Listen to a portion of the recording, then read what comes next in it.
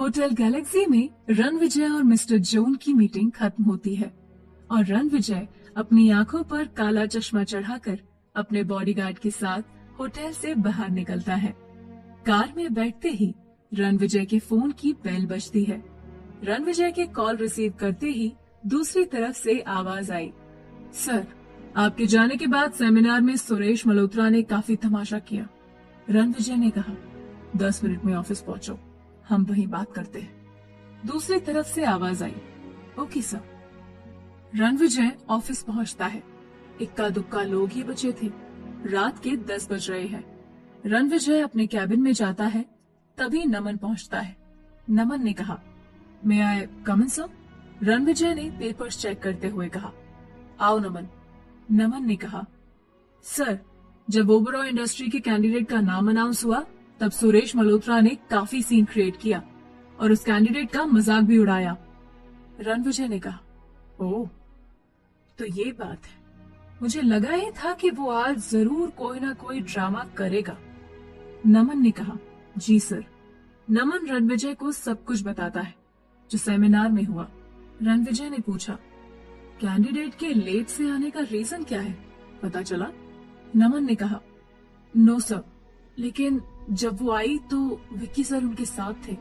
रणविजय ने कहा, विक्की के साथ? ठीक है, मुझे उस कैंडिडेट की सारी इन्फॉर्मेशन चाहिए, साथ ही मल्होत्रा के कैंडिडेट की इन्फॉर्मेशन भी चाहिए। नमन ने कहा, सर, इस फाइल में कैंडिडेट की सारी इन्फॉर्मेशन है। त्रिशा बनारस से पहली बार मुंबई आई है।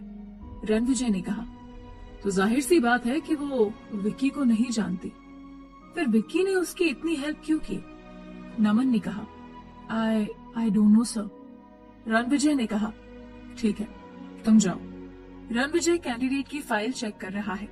रणविजय ने खुद से कहा, त्रिशा भारद्वाज, कहीं ये वही त्रिशा तो नहीं है जिसकी फाइल आज सुबह मेरी टेबल पर थी? रणविजय दोनों फाइल की इंफॉर्मेशन को मिलाता है। रणविजय ने खुद से कहा, ओह, तो मैं सही हूँ, ये वही त्रिशा है। कमाल है, लगता है इस लड़की की किस्मत में ओबरॉय इंडस्ट्रीज के कैंडिडेट बनना तय था। कॉन्ट्रैक्ट साइन करने की टाइम भी लेट थी और अपनी इतनी इम्पोर्टेंट फाइल भी गुमा दी। न वक्त की कदर है और न चीजों की। कोई इतना केयरलेस कैसे हो सकता है? Blue angel hotel. सेमिनार खत्म हो चुका है। धीरे धीरे लोगों की भीड़ भी कम होने लगी है। कुछ गिने चुने लोग ही बचे हैं। इधर मलिक और कुलजीत आपस में बातें कर रहे हैं। सुरेश मल्होत्रा की नजर उन दोनों पर पड़ती है। वो एक कुटिल मुस्कान लिए उन दोनों की तरफ बढ़ता है। सुरेश ने कहा, अब कौन से सीक्रेट शेयर किए जा रहे हैं दो जिगरी दोस्तों के बीच? कुलजीत ने सुरेश को इग्नोर करते हुए कहा, इंदर, हमें चलना चाहिए। इंदर मलिक ने कहा, हमारी सीक्रेट पर ध्यान देने से अच्छा होगा कि तुम अपने सीक्रेट संभालो, क्योंकि जिस दिन तुम्हारे सीक्रेट बाहर आ गए उस दिन तुम जेल के अंदर होगे और वो दिन दूर नहीं।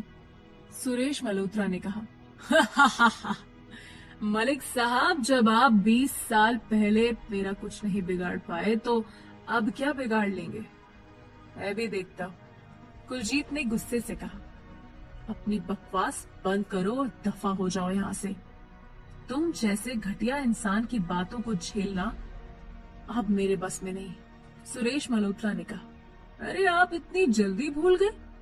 आपकी कंपनी की तरफ से तो इनविटेशन आया है हमें इस सेमिनार में शामिल होने का।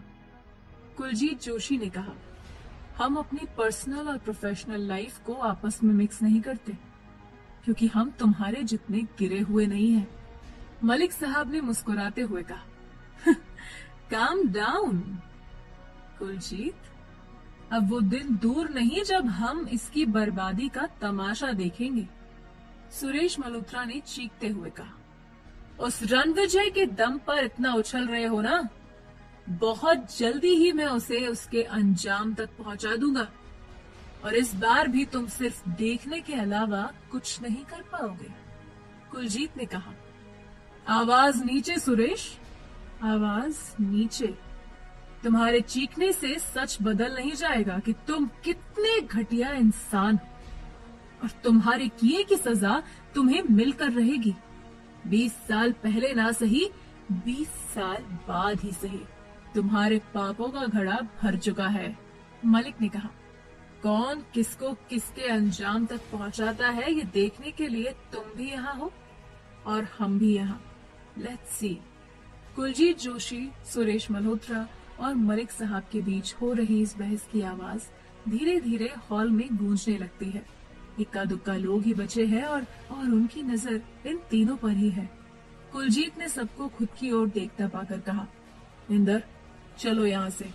इसे तो आदत है हर जगह तमाशा करने की। ये अपनी गिरी हुई हरकतों से कभी बाज नहीं आ सकता। कुलजीत जोशी और इंदर मलिक वहाँ से चले जाते हैं।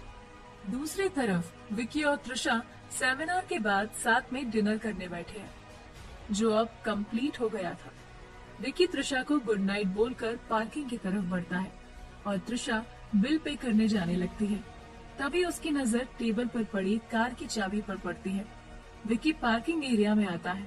कुलजीत जोशी और इंदर मलिक भी वहां पहुंचते हैं और उनसे बातें करते हैं। तभी त्रिशा विकी को ढूंढते हुए उसकी कार की चाबी लेकर आती है। विकी त्रिशा को देख लेता है और उसके पास जाता है। विकी ने कहा, आप यहाँ? त्रिशा ने कहा, हम आपको ही ढूंढ रहे थे। विकी ने खुशी से कहा, मुझे ढूंढ रही थी? क्या बात है, इतनी जल्दी मुझे मिस करने लगी कि मुझे ढूंढते ढूंढते यहाँ तक चली आई। त्रिशा ने इरिटेट होकर कहा, ओह प्लीज, ऐसी कोई बात नहीं है। विकी ने त्रिशा को छेड़ते हुए कहा, तो फिर कैसी बात है? त्रिशा ने विकी का मजाक उड़ाते हुए कहा, by the way mister Joshi, आज आप घर कैसे जाने वाले हैं? उड़कर? त्रिशा ने विकी को कार की चाबी दिखाते हुए कहा, इसे तो आप अंदर ही भूल आए थे। विकी अपनी पॉकेट चेक करते हैं, लेकिन उसे कार की चाबी नहीं मिलती और वो कहते हैं, oh thank you Trisha, thank you so much. इसके बिना मैं घर कैसे जाता? विकी त्रिशा से चाबी लेने के लिए हाथ बढ़ाता है, लेकिन त्रिशा चाबी हवा में उछालते हुए कहती है, और अगर मैं ये आपको ना दूं तो? विकी ने अपनी उंगली सर पर टैप करके सोचते हुए कहा,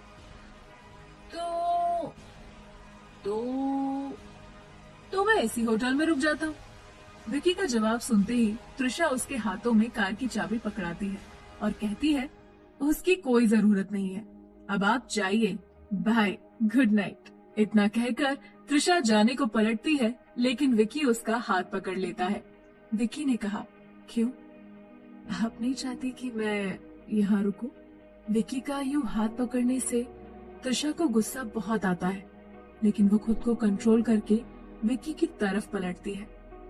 पहले अपने हाथ को, उसके बाद विकी को घूरने लगती है।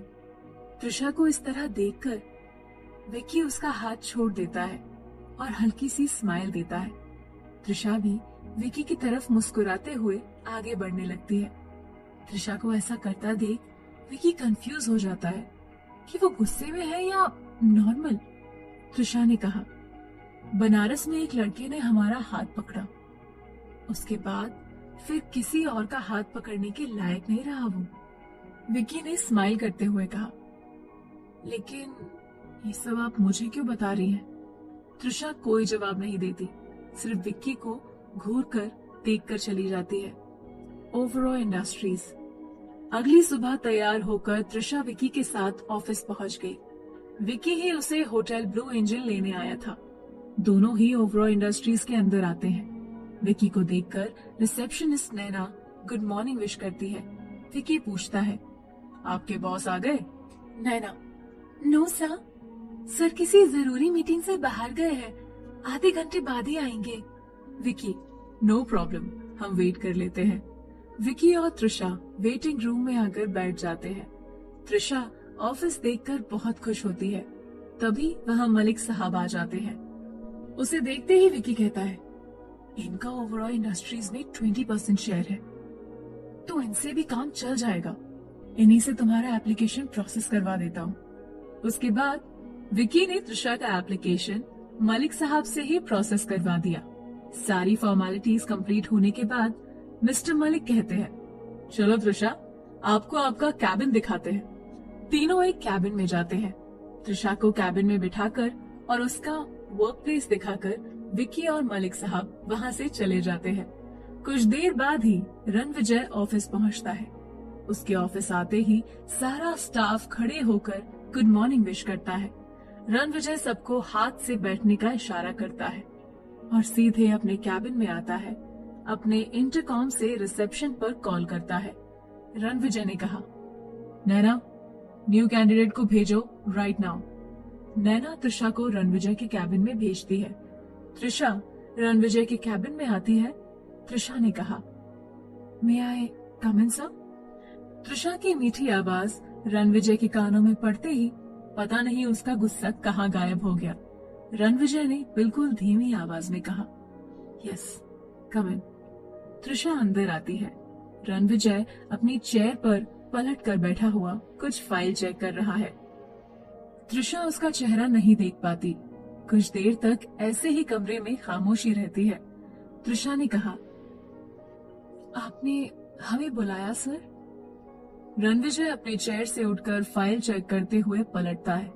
उसे देखते ही त्रिशा अपनी आंखें बड़ी बड़ी करके घूरने लगती है और जोर से चीखती है, तुम यहाँ भी? त्रिशा के इतना कहते ही रणविजय उसकी तरफ देखता है और देखकर हैरान हो जाता है, लेकिन पता नहीं क्यों अभी उसे त्रिशा पर बिल्कुल भी गुस्सा नहीं आ रहा था।